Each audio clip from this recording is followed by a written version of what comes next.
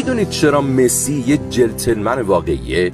اگه به عکس‌های مسی دقت کنید میبینید که مسی وقتی با مردها عکس میگیره خیلی بهشون نزدیک میشه و بغلشون میکنه، ولی اون تو همه عکساش با خانم‌ها یه فاصله محترمانه رو حفظ میکنه. وقتی ازش پرسیدن که دلیل این کارش چیه، مسی جواب داده که این کارش باعث میشه نسبت به خانم‌ها احترام بیشتری داشته باشه و اونا حس امنیت داشته باشن و گفته این کار باعث میشه که هیچ وقت هیچ حاشیه‌ای توی زندگی شخصی و حرفه‌ایش نداشته باشه، چون حتی یه عکس ساده هم میتونه برای خانواده‌اش سوء تفاهم به وجود بیاره و اونا رو ناراحت کنه.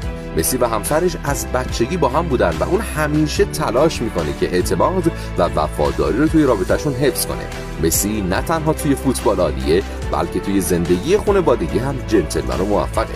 اگه شما هم مسی رو دوست دارین لایک و بزنید، این پست رو هم بفرستین برای کسی که میدونه این چیزا رو باید بدونه. سیکوپیکو هم فالو کنید تا هر روز به اطلاعاتتون اضافه بشه.